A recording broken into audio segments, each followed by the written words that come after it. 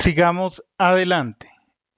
En el video anterior creamos una implementación de la función sumar que se encarga de validar los parámetros. Hemos creado un código más robusto. En este caso, hemos validado que los parámetros cumplan con una especificación. Deben ser números. Si no se cumple esa condición, eh, lanzamos un error, generamos un error de tipo type error. Ese error debe ser atrapado, debe ser tratado. Y para ello, en el código que construimos, utilizamos el bloque try except. Básicamente, eh, consiste en indicar lo siguiente. En el bloque try utilizamos unas sentencias que eventualmente pueden generar error, son propensas a generar error. Entonces, podríamos decir aquí, intente ejecutar esta operación, pero algo podría salir mal. Por eso encerramos en el bloque except el error que eventualmente genere esa función. De manera análoga, pensemos en otro caso. Supongamos que estamos tratando de leer un archivo. Si el archivo no existe, obtendremos un error de archivo no encontrado.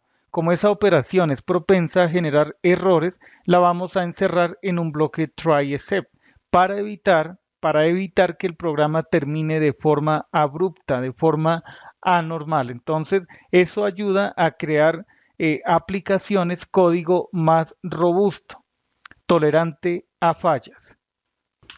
Ok, introduzcamos otro mecanismo de asegurar que la información que recibe una función, cumpla con una especificación. Para ello, vamos a utilizar aquí, escribamos como comentario, crear una firma de una, crear una firma de una función especificando el tipo de los parámetros y también el tipo de dato para el valor que retorna la función. Ok, veamos a ver cómo es esto. Tomemos el código que tenemos en función. Lo vamos a adaptar. Pegamos aquí, control V. Ok, entonces, nos vamos a deshacer de este bloque de código. Listo. Ahora, en la firma, esto es el signature, la firma de la función. Entonces vamos a especificar el tipo de dato. Vamos a decir que es float para ambos parámetros. Los float cubren tanto los números enteros como los números reales, los números de punto flotante. Ok, entonces aquí estamos indicando que número debe ser de tipo float. Número 2 también debe cumplir con esa especificación. Y el retorno debe ser un float. Bien, ejecutamos. Preguntemos por la ayuda de esta función, la función sumar, esta nueva versión. Observemos que ahora la firma tiene más detalles, tiene los parámetros en sí, pero cada parámetro tiene un tipo de dato especificado. Es decir, que como usuarios, si nosotros nos vemos como usuarios de esa función, estamos obligados a cumplir con ese contrato, con esa especificación. Los parámetros deben ser de tipo float. Ok, otro punto a considerar, el retorno.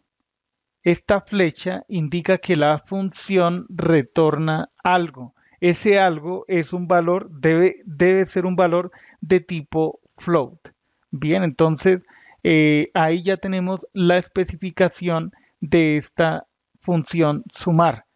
Estamos utilizando el esquema de definición del tipo de dato que debe recibir la función. Ok, probemos. Indiquemos aquí sumar, sumemos 2 y 3. Esto retorna 5. Ahí está, ningún problema, todo bien. Entonces, ¿qué pasa si indicamos aquí, por ejemplo, 2 como cadena, 3 como número. Ejecutamos y obtenemos un error. Obtenemos un error de tipo type error. Estamos obligados a utilizar un objeto float para invocar esa función sumar. Estamos pasando una cadena y un número. Entonces aquí podríamos dejar un comentario que diga genera la excepción type error. No cumple con la especificación de la firma.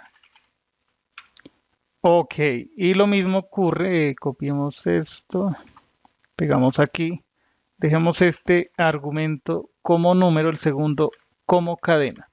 También genera error. Ok, genera el error type error. Otra ventaja de utilizar este modo de especificación es que dentro de la función se van a asociar, se pueden reconocer los métodos, las funciones que tiene ese tipo de objeto. Por ejemplo, si esto fuera una cadena, supongamos que es una cadena, podemos utilizar, por ejemplo, todas las funciones relacionadas con un objeto str, por ejemplo, split, strip, etcétera. Entonces, eso nos ayuda a crear, digamos, una especificación de la información que recibe una función. Para mí, el enfoque más apropiado es este, ¿sí? En Python, digamos, cuando creamos una variable no es necesario especificar el tipo. Entonces, eso ayuda a que el código sea más conciso, más breve, por un lado.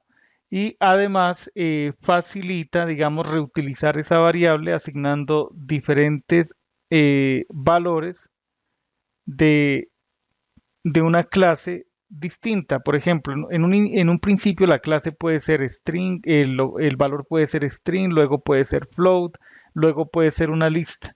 Digamos que existe ese grado de dinamismo. Con este enfoque garantizamos que la información que se recibe sea del tipo específico, con este tipo de validación. ¿Ok? Si no cumple con la especificación, generamos un error. Es decir, que el usuario de la función estará obligado a cumplir con ese contrato que indica la función. Prácticamente podríamos decir que el contrato se define de forma textual a través de los comentarios. Es decir, el usuario de la función entiende qué es lo que hace, qué es lo que recibe la función y a partir de eso hace un uso apropiado de esa función.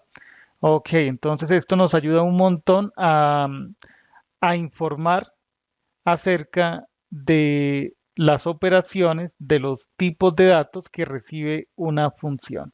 Vale. En el siguiente video aprenderemos más acerca de las funciones. Aprenderemos a establecer parámetros por defecto, valores por defecto para los parámetros. Hasta entonces.